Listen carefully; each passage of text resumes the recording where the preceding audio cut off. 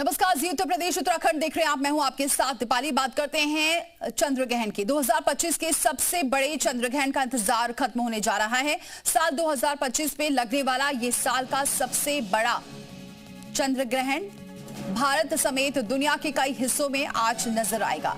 भारत में इसे नंगी आंखों से देखा जा सकेगा और इस चंद्र ग्रहण की सबसे खास बात यह है कि ये लाल रंग का नजर आएगा। इसे लोग ब्लड मून के नाम से जानते हैं। चंद्र ग्रहण रात 9:57 पर शुरू होगा और रात 1:26 पर खत्म होगा। चंद्र ग्रहण के दौरान सभी मंदिरों के कपाट बंद रहेंगे। अब सवाल यह है कि इस चंद्र ग्रहण का क्या असर होगा और ये इसके लिए किसके लिए शुभ होगा और किसके लिए अशुभ होगा। चंद्र ग्रहण के समय क्या करें और क्या ना करें, इन सवालों के जवाब जानेंगे। आज लगेगा साल का सबसे बड़ा चंद्र ग्रहण। तो भारत के कई राज्यों में इसका असर दिखेगा और सभी मंदिरों के कपाट अब बंद होने वाले हैं क्योंकि सूतक काल शुरू हो जाता है उसके बाद।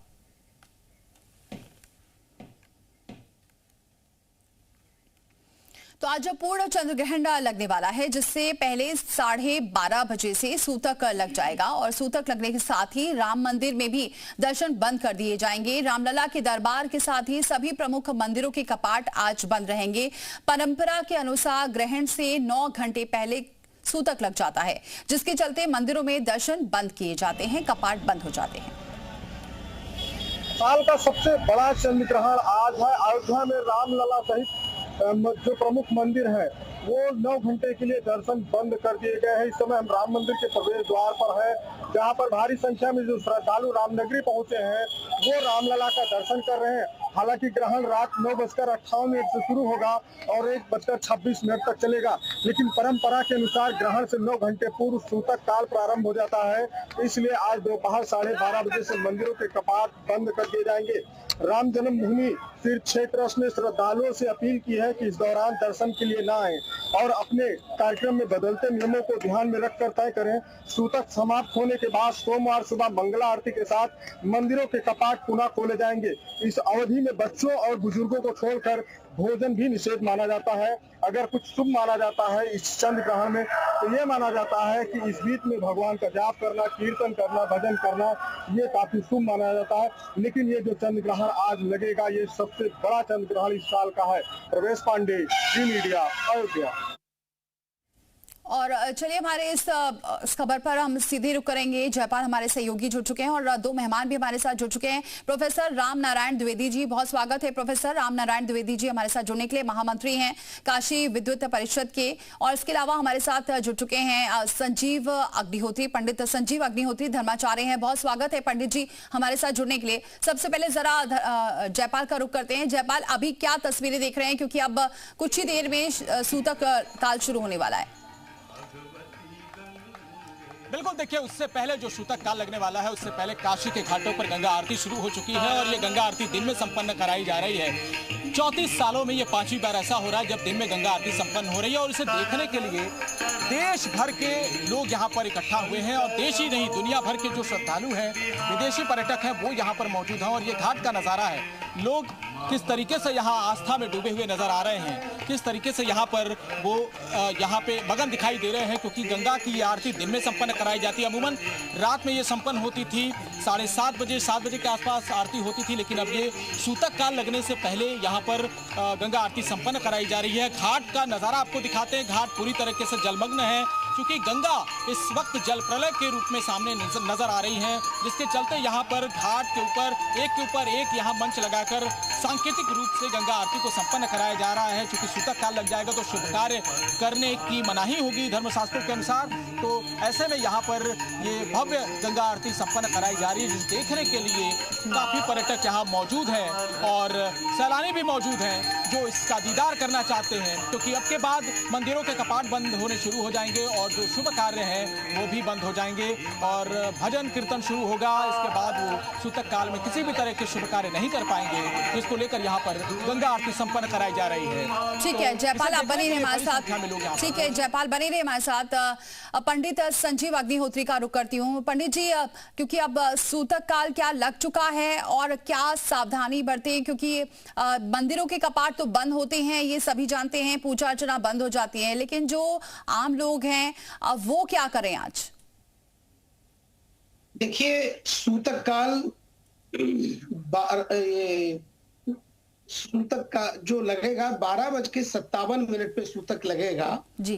और तब तक हम जलपान भोजन जो भी कुछ करना चाहें तो उससे हम लोग निवृत्त हो जाएं। उसके बाद हम तैयार रहें और बिल्कुल सब ठीक होगा। भगवान का भजन करें और बहुत सावधानी रखें। अपने घर के जो अन्न है, जो भी कुछ व्यवस्था हमारे घर में खाने पीने की चीजें हैं, या गेट के बाहर भी कुसा अगर लगाते हैं, दाब जिसको दर्भ बोलते हैं, या दूर्वा घास है अगर उसके अभाव में अगर दर्भ नहीं मिलता है, कुसा नहीं मिलता है,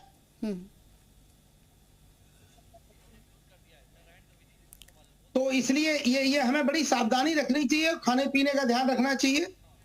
जी ठीक है पंडित जी, मैं आपका रुख करती हूँ। अब जरा प्रोफेसर राम नारायण द्विवेदी जी का रुख करती हूँ। प्रोफेसर राम नारायण द्विवेदी जी, कैसे इस चंद्र ग्रहण को आज देखा जाए, क्योंकि बातें बहुत सारी हो रही हैं कि किसी के लिए ये शुभ है, किसी के लिए अशुभ है, दुनिया पर इसका बहुत ज्यादा असर पड़ने वाला है। क्या असर पड़ेगा आज के चंद्र ग्रहण का?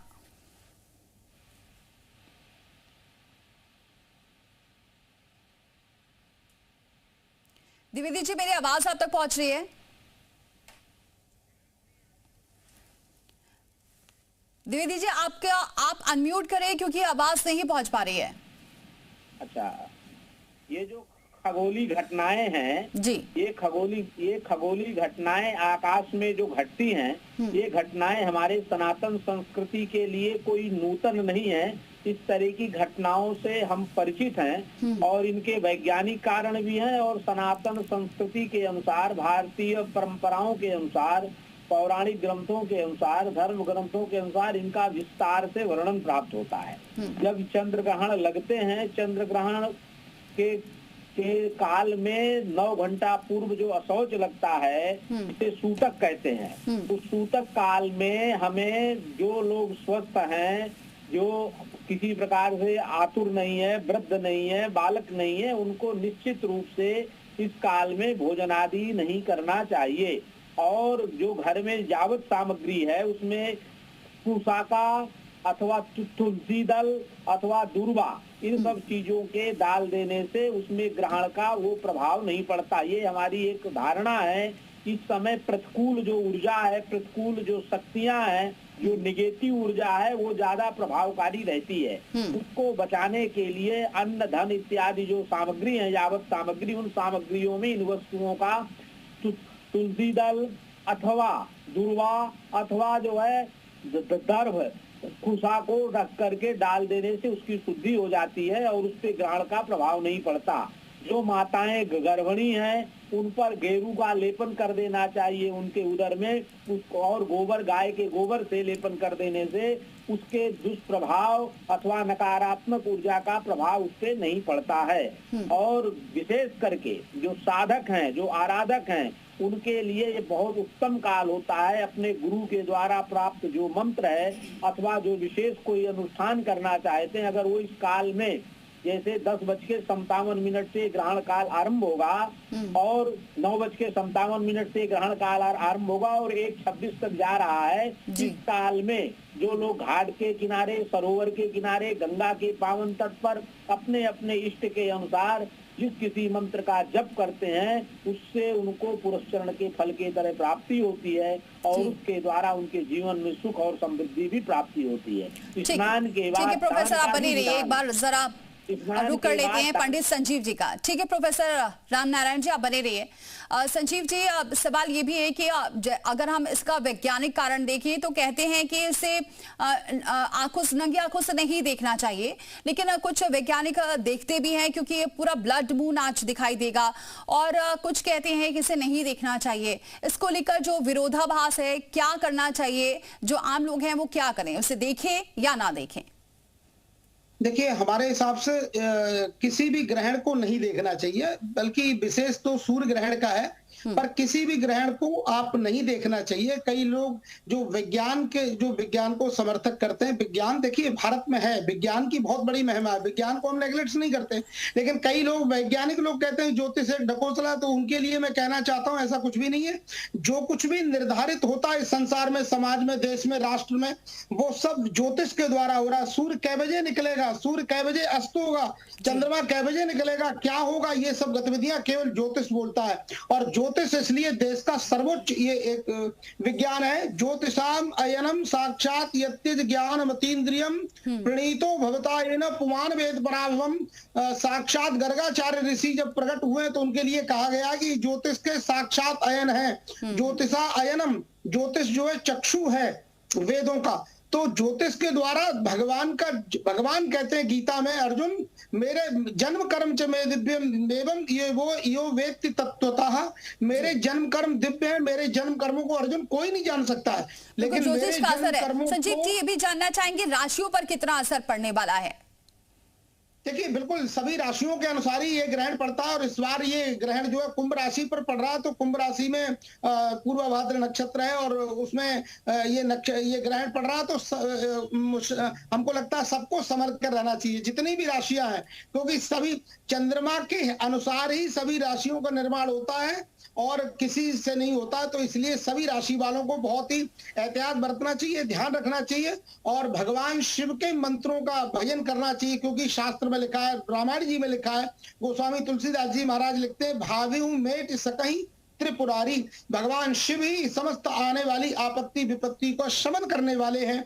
तो ओम नमः शिवाय न बोले, शिवाय नमः बोले, क्योंकि आपका यज्ञोपवीत नहीं है, आप जो है पवित्र नहीं है। तो इस हिसाब से जो संध्या बंदन समायुक्त ब्राह्मण है, क्षत्रिय वैश्य है, वो लोग अवश्य जो है ओम का जप कर सकते हैं आसन पर बैठकर। वैसे नहीं, पर कई बार हम लोगों ने उसको एक तमाशा बना रखा है, प्रोपेगेंडा कर रखा है, तो ये नहीं होना चाहिए। शिवाय नमः का जप करना चाहिए और शिव शिव कहना चाहिए, महादेव महादेव कहना चाहिए, गंगे गंगे कहना चाहिए, या जो भी प्रभु का नाम है, ठाकुर जी का नाम है, राधे श्याम सीताराम जी, ये सरलतम ये जो महामंत्र मंत्र है इनको बोलना चाहिए। और अगर महामंत्र का जपना है तो राधे कृष्ण कृष्ण कृष्ण राधे, यानी ये मंत्र जाप करना चाहिए। ठीक है पंडित संजीव जी बने रहिए। प्रोफेसर द्विवेदी का रुख करती हूँ। प्रोफेसर द्विवेदी जी क्योंकि श्राद्ध भी शुरू हो चुके हैं और आज चंद्र ग्रहण भी है, ऐसे में और क्या सावधानी बरतनी चाहिए? बहुत सावधानी बरतने की आवश्यकता निश्चित आवश्यक है, क्योंकि हमारी सनातन संस्कृति में चंद्र ग्रहण को लेकर के हमारा भारतीय जनमानस बहुत सावधान होकर के भागीरथी गंगा के पावन तट पर अलग अलग धर्म क्षेत्रों में वो स्नान आदि के लिए जाते हैं। इसमें सावधानी बरतना है कि जो बहुत वृद्ध हैं, जो बहुत बुजुर्ग हैं, वो अपने घर में ही स्नान करें, घर में ही रह करके भगवान का स्मरण जप तप करें। छोटे छोटे बालकों को लेकर गंगा जी न जाएं, बहुत बुजुर्गों को लेकर सरोवर और तालाबों में न जाएं। बाढ़ का समय है, वर्षा का ऋतु है, रात्रि का चंद्र ग्रहण है, इसलिए इन सब सावधानियों को ध्यान में रखते हुए जो लोग जा सकें, जो स्वस्थ हों, वही लोग वहां गंगा में रात्रि में स्नान करने जाएं। अदरवाइज नहीं, प्रातः काल स्नान करें, क्योंकि इस तरह के वर्षा काल में अनेक प्रकार की सावधानियों से भी सुरक्षित और व्यवस्थित रहने की जरूरत है। हाँ, जप तप होम और साधना का ये काल उन ऋषियों महर्षियों के साधकों के लिए है, जिन लोगों ने अपने जीवन में एक काल निर्धारित किया है कि ऐसा काल जब आता है तो इस काल में अच्छे अच्छे साधक अपने जप तप मंत्र की सिद्धि को भी प्राप्त करते हैं। विशेष करके हमारे भारत में ये हिंदू संस्कृति में एक परंपरा है कि स्नान के बाद यथाशक्ति लोग जो है गरीबों को दान भी करते हैं और उनको अब यथाशक्ति जो है अपने तरफ से खिचड़ी का दान, अन्न का दान, धन का दान, वस्त्र के दान का विधान है। इस तरह से दान ग्रहण के बाद दान करने से अनंत कोटि पुण्य का फल प्राप्त होता है। प्रोफेसर द्विवेदी जी एक सवाल ये भी है कि जो लोग घर पर हैं वो तो सूतक काल को मान सकते हैं और जो भी इसकी जैसा कि आपने बताया कि दुर्वा रख सकते हैं, लेकिन जो घर से बाहर हैं, जो ऑफिस में हैं या फिर जो दिनचर्या उनकी चल रही है, वो तो अब मान लीजिए अगर किसी ने सुबह से खाना नहीं खाया, उनके पास वक्त ही नहीं है, यही इसी बीच का वक्त है, तो फिर वो क्या सावधानी बरते? देखिए, निश्चित आपने बहुत सही समसामयिक और जनता के मन का प्रश्न पूछा है। ऐसी परिस्थितियों में कोशिश ये करना चाहिए कि फलाहार ले लें, अन्न ग्रहण न करें और देखिए कहीं कहीं 9 घंटे का है, अगर बहुत आपतधर्म है तो 6 घंटे पूर्व अथवा 4 घंटे पूर्व। ऐसी परिस्थितियों में जिसका जैसा परिस्थिति बने तो कोशिश ये करना चाहिए कि अल्पाहार में फलाहार लें, अन्न आदि को कम से कम ना लें। ऐसा करके सावधानी से उनको इस काल का क्रम को बिताना चाहिए। वस्तुतः धर्मशास्त्र के अनुसार तो ये विधियां हैं, लेकिन धर्मशास्त्र के अनुसार राष्ट्र का संचालन तो संभव नहीं हो पा रहा है कि हम अवकाश कर दें। आज चंद्र ग्रहण है, हालांकि इस बार रविवार है, भगवत कृपा से रविवार होने के कारण प्राय लोग अपने अपने घरों में ही होंगे। 80% ऑफिस आज बंद ही होंगे।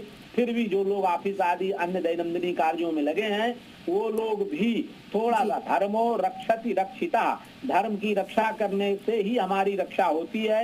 हम अगर कोशिश करेंगे तो इस काल में भी हम इन परिस्थितियों से बच सकते हैं। नहीं बच चलता है तो कुछ फलाहार वगैरह ले लें, कोशिश करें कि हम अन्न आदि का ग्रहण। ठीक है प्रोफेसर जी, मेरे पास वक्त इतना ही, पंडित जी मेरे पास वक्त इतना है, इसलिए आपको रोकना चाहूंगी। बहुत बहुत शुक्रिया आप दोनों का हमारे साथ जुड़ने के लिए, हमारे दर्शकों को ये अहम महत्वपूर्ण जानकारियां पहुंचाने के लिए। तो अयोध्या में भी आज सभी मंदिरों में श्रद्धालुओं के दर्शन पूजन पर रोक है। रामलला के दरबार सहित प्रमुख मंदिरों में कपाट आज दोपहर 12:30 बजे से बंद कर दिए गए हैं। चंद्र ग्रहण के दृष्टिगत तो सभी मंदिरों में जो कपाट हैं वो बंद हो गए हैं। 12:30 बजे से जो कपाट हैं वो श्रद्धालुओं के लिए बंद हैं। तो वैसे तो सभी श्रद्धालुओं को इसके बारे में जानकारी है, लेकिन फिर भी अगर कोई श्रद्धालु आज पहुंच रहे होंगे तो उन्हें दर्शन नहीं हो पाएंगे। निवेदन है कि चंद्र ग्रहण के दृष्टिगत मंदिर के कपाट बंद हो गए हैं। अब मंदिर पुनः कल सुबह 6 बजे मंदिर के कपाट खुलेंगे। सभी यात्रियों से, श्रद्धालुओं से निवेदन है कि अपने अपने गंतव्य स्थान की तरफ जाएं। सभी श्रद्धालुओं से निवेदन है कि चंद्र ग्रहण के दृष्टिगत मंदिर के कपाट बंद हो गए हैं। अब मंदिर पुनः कल सुबह 6 बजे मंदिर के कपाट खुलेंगे।